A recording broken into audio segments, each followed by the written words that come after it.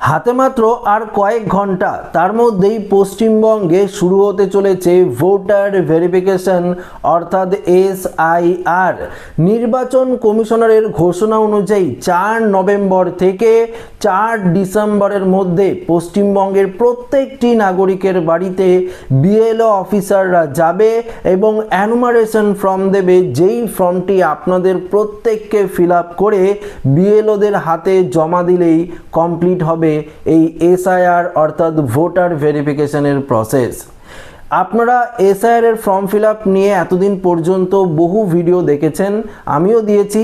তবে আজকের এই ভিডিওটিতে আপনাদেরকে এই এসআইআর অর্থাৎ ভোটার ভেরিফিকেশনের ফর্ম ফিল আপের সম্পূর্ণ সঠিক ও নির্ভুল পদ্ধতি দেখাবো, যেই পদ্ধতি আপনারা যদি দেখে ফর্ম ফিল আপ করেন তাহলে কেউ আপনার নাম বাদ দিতে পারবে না এই ভোটার লিস্ট থেকে। আপনারা যদি বিবাহিত হয়ে থাকেন, যদি পুরুষ হয়ে থাকেন, মহিলা হয়ে থাকেন, পাশাপাশি ছেলে মেয়ে বয়স্ক প্রত্যেকেই আপনারা এই ফর্ম ফিল আপের পদ্ধতিটি দেখে আপনারা কিন্তু নিজেরাই ফর্ম ফিল আপ করতে পারেন। তো কোন প্রসেসে আপনাদের ফর্ম ফিল আপ করতে হবে আজকের এই ভিডিওটিতে আপনাদেরকে এই বিষয়ে একদম ডিটেলসেই জানিয়ে দেব। পাশাপাশি ফর্ম ফিল আপের সময় রিলেটিভ হিসাবে আপনার বাবা মায়ের নাম না থাকলে আত্মীয় স্বজনের নাম দিতে পারবেন কিনা, এছাড়াও আরও কোন কোন প্রসেস রয়েছে, এই ফর্ম ফিল আপের পর কাদের হিয়ারিংয়ে ডাকবে নির্বাচন কমিশন, হিয়ারিংয়ে আপনাদের কোন সময়ে ডাকবে, কবে নাগাদ যেতে হবে, হিয়ারিংয়ে গেলে কোন কোন নথিপত্র দেখাতে হবে, তো সমস্ত কিছু একদম ডিটেলস থাকবে এই ভিডিওটিতে। তো আশা রাখবো ভিডিওটিতে আপনারা প্রত্যেকেই প্রথম থেকেই শেষ পর্যন্ত সঙ্গে থাকবেন এবং নতুন হয়ে থাকলে চ্যানেলটিকে সাবস্ক্রাইব করবেন এবং পাশের দেওয়া বেল আইকনটিকেও প্রেস করবেন এই ধরনের লেটেস্ট ভিডিওর আপডেটগুলো সর্বপ্রথম সবার আগে পাওয়ার জন্য।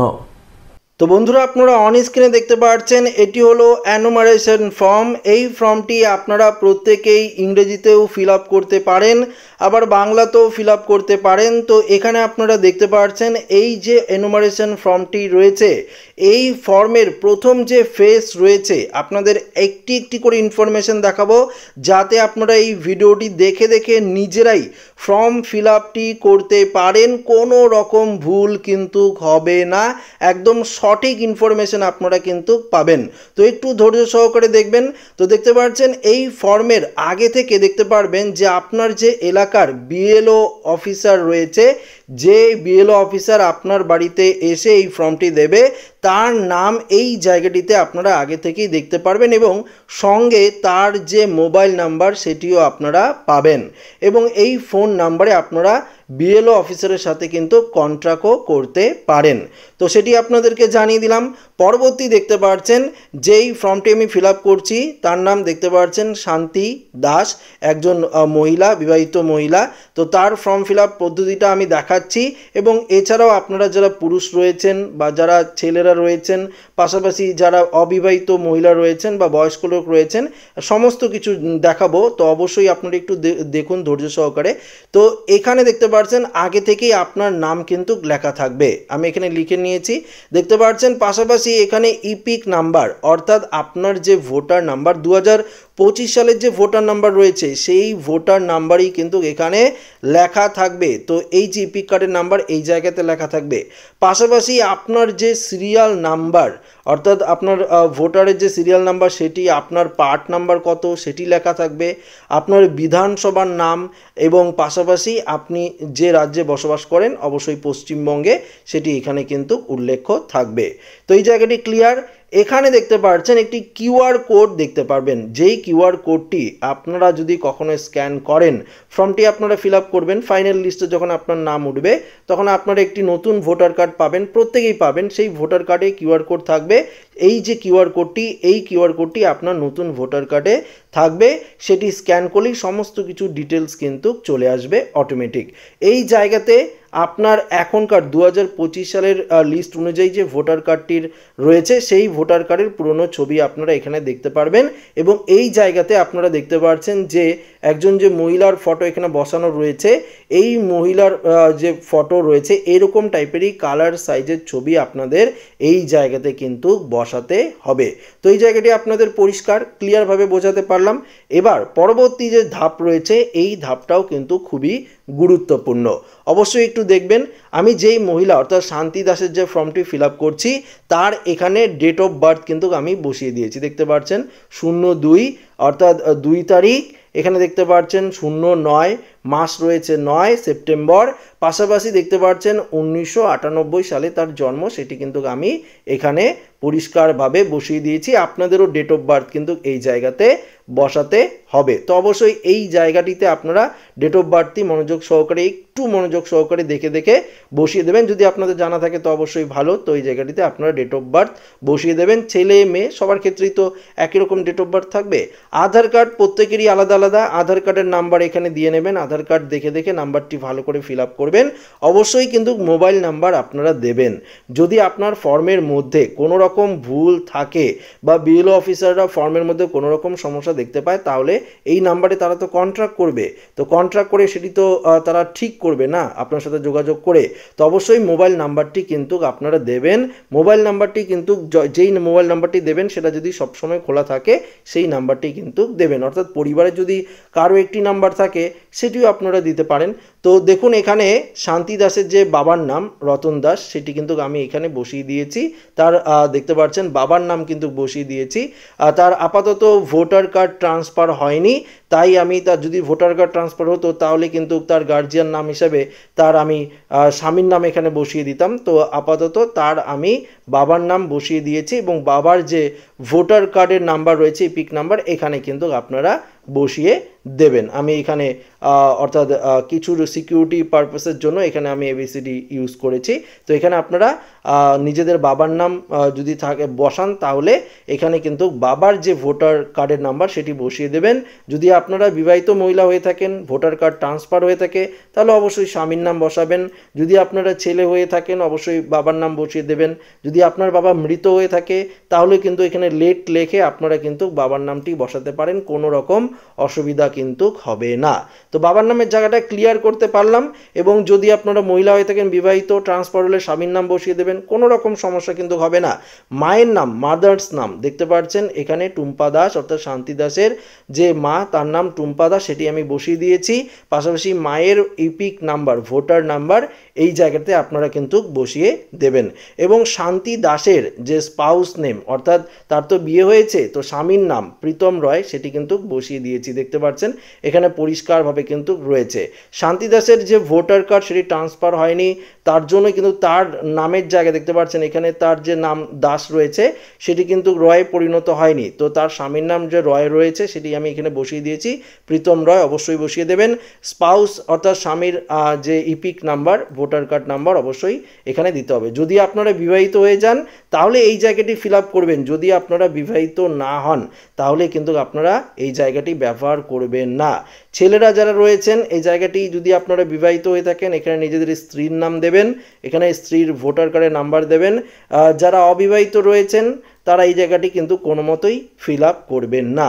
সব থেকে ইম্পর্টেন্ট জায়গা এই জায়গাটি আপনারা বুঝতে পারলেন। এবার সব থেকে ইম্পর্টেন্ট জায়গা যেটি আপনাদেরকে বোঝাবো, একটু মনোযোগ সহকারে এই জায়গাটি বুঝতে হবে, তাহলে আপনারা কিন্তু ফর্মের মধ্যে কোনো রকম সমস্যা হবে না এবং আপনার ফর্ম যদি ফাইনাল ভেরিফিকেশন হয়ে যায় তাহলে কিন্তু ফাইনাল ভোটার লিস্টে আপনার নামও কিন্তু উঠে যাবে।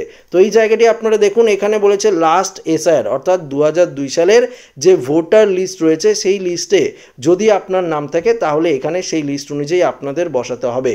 তো যার ফর্ম আমি ফিল আপ করছি শান্তি দাস তার কিন্তু 2002 সালের ভোটার লিস্টে নাম নেই।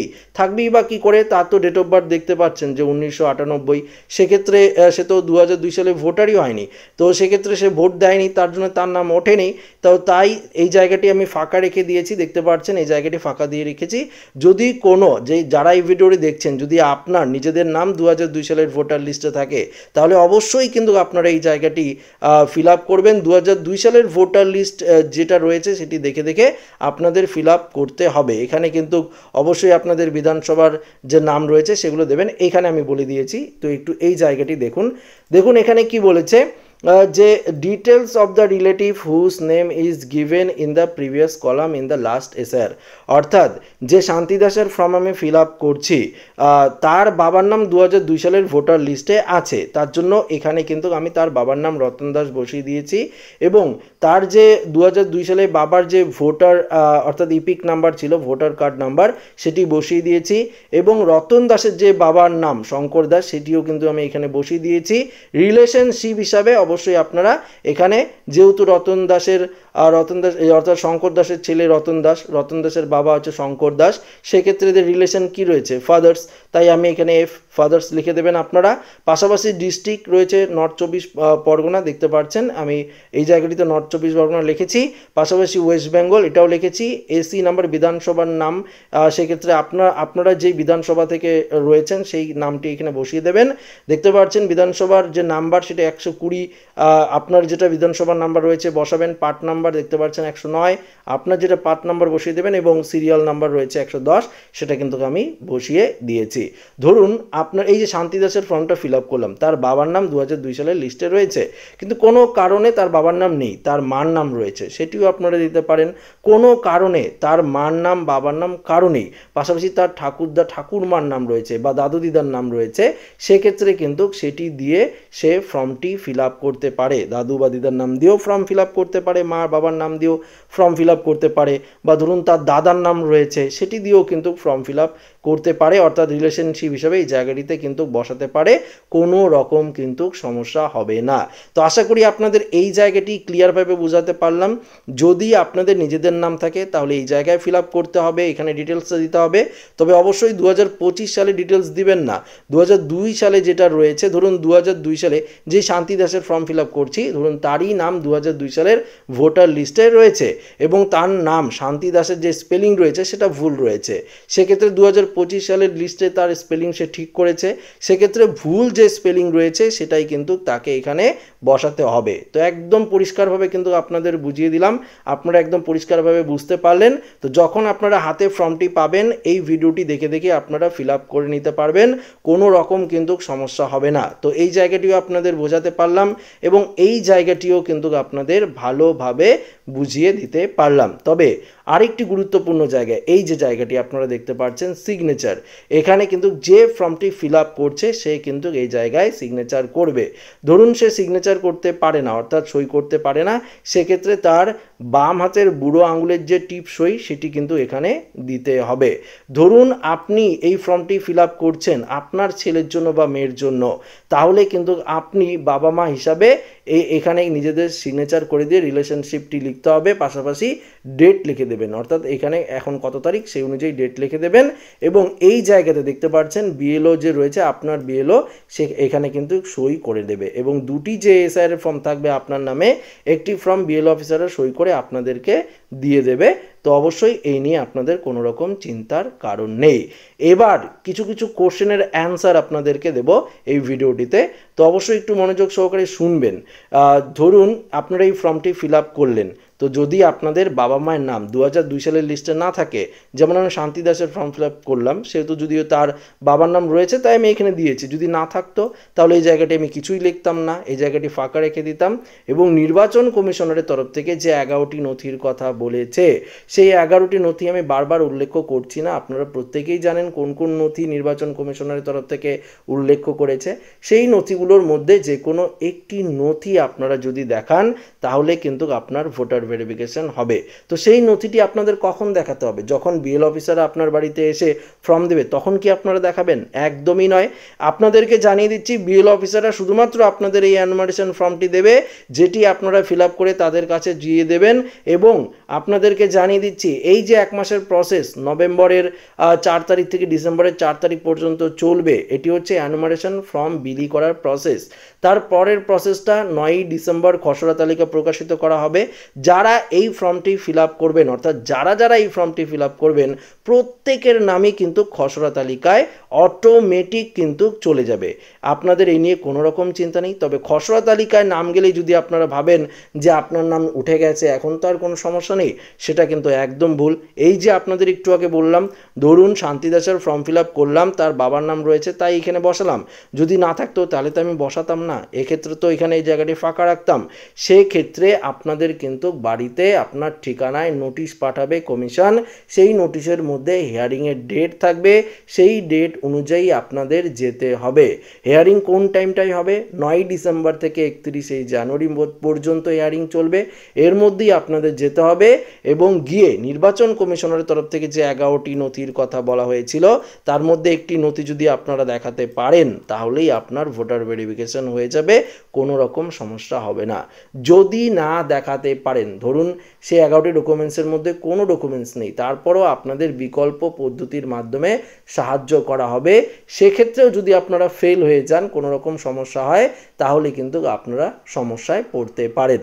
তো বুঝতেই পারলেন, একদম পরিষ্কারভাবে কিন্তু আপনাদেরকে ব্যাপারটি পরিষ্কার জানিয়ে দিলাম। একদম ফর্ম ফিল আপ নিয়ে কোনো রকম সমস্যা নেই, কাদের হিয়ারিংয়ে ডাকবে সেটাও আপনাদেরকে জানিয়ে দিলাম, একদম পরিষ্কার আপনারা বুঝতে পারলেন। তো এসআইআর নিয়ে আর কোনো কিন্তু সমস্যার কারণ নেই, একদম পরিষ্কার ফর্ম ফিল আপের পদ্ধতি জানিয়ে দিলাম।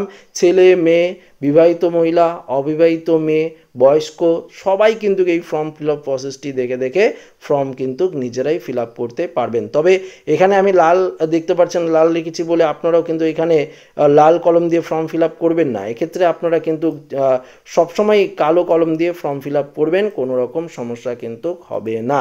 তো আশা করি আপনারা বুঝতে পারলেন। যারা পরিযায়ী শ্রমিক রয়েছে তাদের জন্য অনলাইন প্রসেস রয়েছে, তাদের বাড়ি আসতে হবে না, অনলাইনেই কিন্তু ফর্ম ফিল আপ করে আপনারা সাবমিট করতে পারেন, বা আপনার মা বাবা বা আত্মীয় স্বজন যে কেউ কিন্তু আপনার ফর্মটি ফিল আপ করে, অর্থাৎ অবশ্যই আপনার পরিবারের একজন ফর্ম ফিল আপ করে কিন্তু সাবমিট করে দিলে আপনার নামও কিন্তু উঠে যাবে, কোনো রকম সমস্যা কিন্তু হবে না।